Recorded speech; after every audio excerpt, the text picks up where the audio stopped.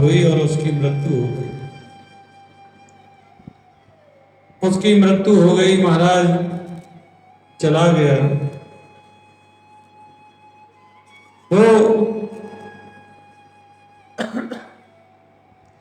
मृत्यु हो गई तो 2 साल के बाद में एक दिन पंडित जी महाराज अपने कमरे में बैठे बड़े शांत भाव से गोविंद का चिंतन कर रहे थे। गोविंद का चिंतन कर रहे थे तो वो बच्चा पंडित जी के कमरे में प्रकट हो गया। और महाराज जैसे ही पंडित जी के कमरे में प्रकट हुआ, वो तो पंडित जी के तो रोंगटे खड़े हो गए, पसीने पसीने हो गए। पौष के महीने में इतनी सर्दी, और जैसे ही उस बच्चे को देखा तो वो तो घबरा गए। अरे ये तो मर गया था, ये कहां से आ गया, ये तो भूत है। उस बच्चे ने कहा, पंडित जी आप डरिए मत। डरते क्यों हैं? अरे मैं यमदूत बन गया हूं अब, मैं यमदूत बन गया हूं। उनको बड़ा आश्चर्य हुआ, ठंड का समय, अंदर से गेट बंद है, ये कहां से आ गए।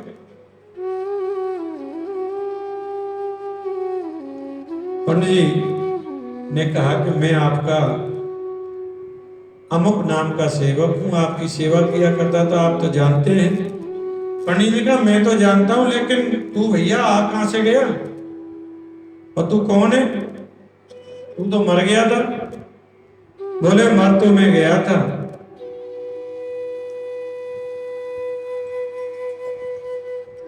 अब मैं यमदूत बन गया हूं। हम यमदूत बन गए हैं महाराज, हमारी पोस्टिंग हो गई है। अच्छा, क्या पोस्टिंग हो गई है? महाराज यमदूत के रूप में नरक में हमारी पोस्टिंग हो गई, हम यमदूत बन गए। अब हमारा यही काम है, जिसका समय पूरा हो गया उसे लेके आना, उसे पकड़ना, उसे नरक में देना, बस यही काम है।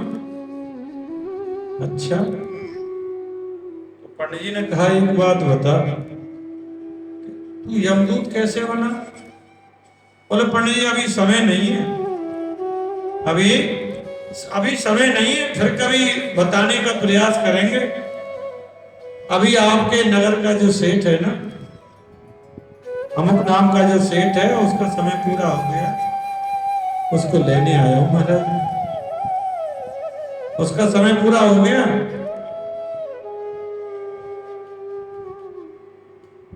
अरे समय पूरा हो गया, उन्होंने पकड़ लाओ, तो यही काम है। तो उसी गांव के पंडित जी ने कहा, लेकिन उसके तो वो अभी बहुरत निकलवा के गया है, उसके तो बेटे की शादी है, और वो तो बिल्कुल स्वस्थ है, कोई बीमारी नहीं, कोई परेशानी नहीं। उस बच्चे ने कहा, महाराज मरने के लिए कोई हारी बीमारी की जरूरत थोड़ी है, हैं? कोई बीमारी की आवश्यकता थोड़ी है। उसके तो बस थोड़ा सा दर्द होगा छाती में, और कहेगा हाय दर्द होगा, बस इतना ही कहेगा। डॉक्टर भी आने का समय नहीं मिलेगा, इतने में उसकी मृत्यु हो जाएगी। पंडित जी ने कहा, मैं नहीं तेरी बात पर भरोसा करता, यदि ऐसा होगा तो मैं जरूर तेरे से मिलूंगा, फिर मिलना मेरे से जरूर, ठीक है। पंडित जी ने कहा, लेकिन बता तो दे यमदूत। बोले नहीं नहीं, फिर कभी आएंगे, अभी समय नहीं है, तुम्हारे सेठ का समय पूरा हो गया, समय पूरा हो गया, उसे लेने जा रहा हूं। और मृत्यु का तो बहाना बनता है, मृत्यु का तो बहाना बनता, और जैसे ही उसके दर्द होगा तो उसकी मृत्यु का हो जाएगा, मर जाएगा। अच्छा भैया, तुमने तो बड़ी विचित्र बात बताई, और कुछ?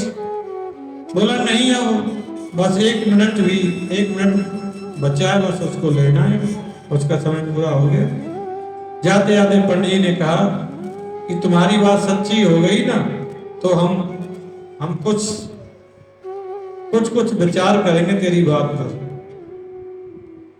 और वही हुआ महाराज, थोड़ी देर बाद में ही अब तो रोना शुरू हो गई, रोना गाना शुरू हो गया। पंडित जी तक खबर गई कि सेठ जी तो चले गए। महाराज सेठ जी तो गए। पंडित जी ने कहा बच्चा सत्य कहता था। आवाज आ गई, क्या हुआ? बोले हुआ क्या महाराज, अभी आपके पास से आए थे, आकर के बस बैठे, कुछ पानी पिया और थोड़ी देर बाद ही कहने लगे मेरे सीने में दर्द हो रहा है, पेट में दर्द हुआ। और इतने में प्राण निकल के डॉक्टर आया, तब तक तो खत्म हो गई महाराज, डॉक्टर की जरूरत ही नहीं पड़ी। पंडित जी को लगा बिल्कुल सही है, कोई कल्पना नहीं है, बच्चा सही कहता था वो। अब तो लड़का जो यमदूत बन गया था, कभी कभी जब भी समय मिलता 1-2 मिनट का तो पंडित जी के पास में आ जाता, थोड़ा सा समय मिलता जब भी आ जाता, 1-2 मिनट के लिए चला आता। तो एक दिन पंडित जी ने पूछा, भैया एक बात बताओ, तुम्हारे नरक के कानून क्या क्या हैं, हमें जरा बताओ सही, नरक में क्या क्या कानून चलते हैं। अरे महाराज बड़ी लंबी चौड़ी कथा है, 1-2 मिनट में थोड़ी होने वाली है। फिर भी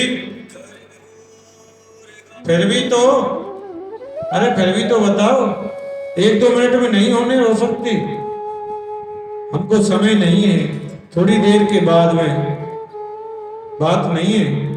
अच्छा एक बात तो बताओ, तुम यमदूत कैसे बने? तो उन्होंने कहा महाराज यमदूत में कैसे बना कि नरक के जो 100 चक्कर लगा लेता है ना, जो व्यक्ति नरक के 100 चक्कर लगा लेता है, भगवान उसे यमराज जी से यमदूत बना देते हैं। क्यों? क्योंकि वो कहते हैं ये तो इसको बार बार समय दिया जाता है, बार बार इसे मौका मिलता है अपनी मुक्ति का साधन करने का, लेकिन ये नरक का इतना प्रेमी है कि घूम फिर के यहीं चला जाता है, ये यहीं पर चला आता है। फिर नए व्यक्ति को रखेंगे तो उसे कुछ समझाना पड़ेगा। अब 100 चक्कर लगा लिए तो कितनी यातनाएं, कितने नरक के सबके बारे में मुझे मालूम है, तो इसीलिए उन्होंने मुझे नरक का यमदूत, यमराज जी ने यमदूत बना दिया। तो पंडित जी ने कहा एक बात बताओ,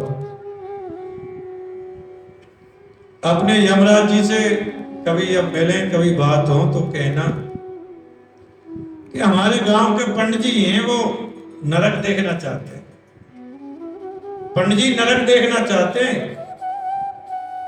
उस यमदूत ने कहा महाराज कैसी बात कर रहे हो, नरक जीते जी कैसे देख पाओगे, वो तो मर के ही देख सकते हो। बोले नहीं फिर भी कुछ यमराज जी तुम्हारे कृपा करते हैं तो उनको पूछ लेना। चलो पूछ लेंगे जैसे होगी, कभी हुआ तो। पर तुम नरक क्यों देखना चाहते हो ये तो बताओ। बोले नरक में इसलिए देखना चाहता हूं कि दुनिया के लोगों को बताऊंगा कि नरक में कैसा हाल है भैया, ऐसी स्थिति है नरक की, आंखों देखा हाल बताऊंगा, इसीलिए नरक देखना चाहता हूं। बोले ठीक है, कभी मौका लगा तो पूछ लेंगे। अब एक बार यमराज जी ने उस बच्चे से कहा कि भाई तेरी सेवा से ना हम बहुत प्रसन्न हैं, तू बहुत मन लगा करके सेवा कर रहा है, तू कोई वरदान मांग ले। उसने कहा महाराज क्या वरदान मांगना, बस इतनी कृपा कर दो कि हमारे गांव के पंडित जी हैं वो नरक देखना चाहते हैं। नरक देखना और जीते जी वो तो संभव नहीं, कैसे देख पाएंगे। चलो फिर भी तुम कह रहे हो तो ले आओ। 4 यमदूत गए, महाराज पंडित जी को बिस्तर समेत उठाया और सीधे ले गए नरक में। जैसे ही नेत्र खुले तो नरक में सामने बच्चा खड़ा हुआ, वो यमदूत बना हुआ। पंडित जी आप आ गए, आप कहते थे ना कि यमराज जी से कहना आप नरक दर्शन करना चाहते हैं तो करिए, आ जाइए, यमराज जी से मिले, नरकों का दर्शन कराया माता। पहले ही कुंभी पाक आदि नरक में पहुंच गए। हजारों मन तेल कढ़ाई में खोल रहा है, उसमें जीवों को डाल रहे हैं, पकोड़े की तरह उछल रहे हैं, व्यक्ति चिल्ला रहे हैं, चीख मार रहे हैं, लेकिन मर नहीं रहे हैं। क्यों? क्योंकि यातना शरीर है और यातना शरीर मर नहीं सकता। यातना शरीर मरता नहीं है, कष्ट होता है, वेदना होती है। जिस पाप की, जो पाप किया है उसकी पूर्ति के लिए उन्हें यातना दी जाती है, मरता नहीं। अब कहीं दूसरी जगह पर लकड़ी की तरह आरे से चीर रहे हैं, कहीं तांबे के पत्थरों पर चल रहे हैं, कहीं गर्म अंगारे बरस रहे हैं, कहीं गर्म कोयले हैं, अग्नि के ऊपर चलना पड़ रहा है व्यक्तियों को, बड़े कष्ट। उन कष्टों को देख देख करके पंडित जी तो महाराज बेचैन हो गए और उन्होंने कहा भैया बस करो, अब नहीं, हमारी हिम्मत नहीं है, अब नहीं देख सकते, हमारी हिम्मत नहीं है, अब तुम हमें छोड़ जाओ, हमको आप छोड़े आइए। कहाँ छोड़े आए महाराज? अरे आप हमें बस नीचे ले चलो, बस हम देख नहीं सकते, हमारे बस की बात नहीं है। अरे महाराज अभी तो 3-4 नरक ही देखे, 28 प्रकार के नरक हैं। बोले नहीं नहीं, बस इतना देख लिया, इतना ही बहुत है, अब नहीं देख सकते। रामदास जी के पास में गए, जाकर के कहा महाराज बस कृपा करो, बस एक विनती करनी है आपसे कि हम यहाँ दोबारा आना नहीं चाहते, आप ये देखिए कि हमको भी नरक में आना पड़ेगा क्या? देखो यमराज जी ने आज्ञा दी, चित्रगुप्त ने देखा, वही खाता खोला गया पंडित जी का। तो महाराज पंडित जी का वही खाता खोला गया, देखा तो यमराज जी ने कहा कि तुमको भी नरक में आना पड़ेगा। पंडित जी ने कहा महाराज, पंडित जी ने अपनी जेब से कुछ पैसे निकाले और यमराज जी को देने लगे कि बस जो कुछ है यही लेन देन चुकता कर लो, लेकिन हम दोबारा नहीं आना चाहते भैया, बहुत तकलीफ है, बहुत कष्ट है, इतनी वेदना होती है, हमारे बस की बात नहीं है आना। यमराज जी ने कहा भैया ये तुम्हारी धरती की मुद्रा का यहाँ लेन देन नहीं होता है, धरती की मुद्रा का लेन देन नहीं होता, क्या करें फिर, कैसे होगा? अरे हाँ, पंडित जी ने कहा कि भाई क्या पाप कर्म हुआ है हमसे ये तो बताओ, क्या पाप कर्म हुआ है ये तो हमें बताइए। बोले आपसे एक गलती हुई है, क्या? कि आपका जो गांव का चरमकार है ना, जो जूता गांठने वाला है, उससे आपने जूते गठाए, और जूते जब गठाए तो उसने पहले ही अपनी जितनी मजदूरी बनती थी उससे पहले ही उसने कम लिया, लेकिन तुमने उसमें से भी 2 पैसे कम दिए। अरे कोई बात नहीं, पंडित जी हैं, पंडित जी की सेवा किया करो, और उसके मांगने पर भी नहीं दिया। उसने कहा महाराज मैंने तो पहले ही कम लिए हैं, आप कम से कम इतने तो दो। तो उसमें से आपने 2 पैसे कम कर दिए, तो उस 2 पैसे की भरपाई करने के लिए आपको यहाँ पर आना पड़ेगा। पंडित जी ने कहा महाराज यही ले लो। बोले कहाँ है वो चरमकार? बोले वो चरमकार तो नरक में पड़ा हुआ है, उसको बुलाया गया। उसको बुलाया गया तो वन की ये चुकता कैसे होगा? बोले 2 पैसे का जितना चमड़ा बनता है उतना चमड़ा देना पड़ेगा। एक ब्लस्त कहते हैं एक बिलांद को, ऐसे और ऐसे चौरस। वो चरमकार को बुलाया गया, उसने अपनी रापी को पहनाया महाराज, और रापी को पहना करके पंडित जी की पीठ पे से चौरस चमड़ा निकाल लिया। पंडित जी दर्द के मारे कराए, हाय हाय करके टकराए, खून ही खून हो गया महाराज। ऐसी स्थिति कर्मों की गति बड़ी सूक्ष्म है, उससे कोई नहीं बच सकता है। पंडित जी ने कहा भैया बस अब हमें छोड़ आइए हमारे घर पर, हमें छोड़ आओ, बस इतनी कृपा कर। पंडित जी ने और क्या देखा, एक दृश्य देखा, एक व्यक्ति नरक में पड़ा है, यमदूत मार रहे हैं, लाठियों से पटे पड़ रहे हैं, और वो ननक रहा है, हंस रहा है। उसने कहा भाई ये ऐसा क्यों, ये हंस क्यों रहा है?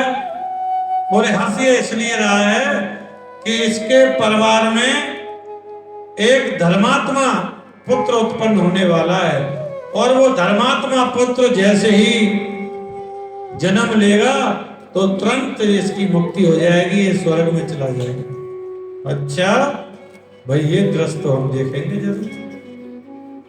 देखा, थोड़ी देर में ही उसके पर कुल में एक धर्मात्मा बच्चे ने जन्म लिया, और वो सीधा विमान में बैठ करके स्वर्ग में चला। पंडित जी ने वहां जाकर के देखा स्वर्ग में।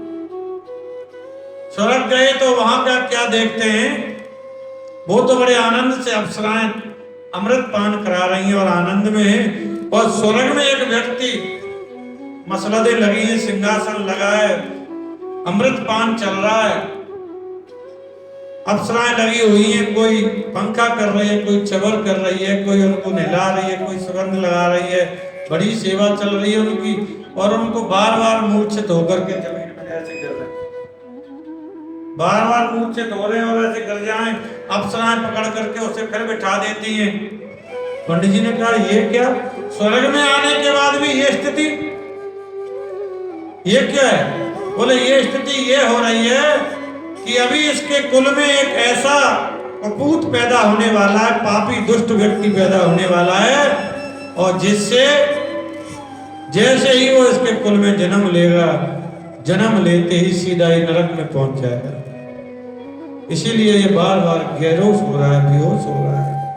नरकों की ऐसी ऐसी दिव्य गति है। पंडित जी ने कहा महाराज मुझे ये तो दृश्य देख लिया, और पंडित जी को फिर उनके गांव में भेजा, और गांव में जाकर के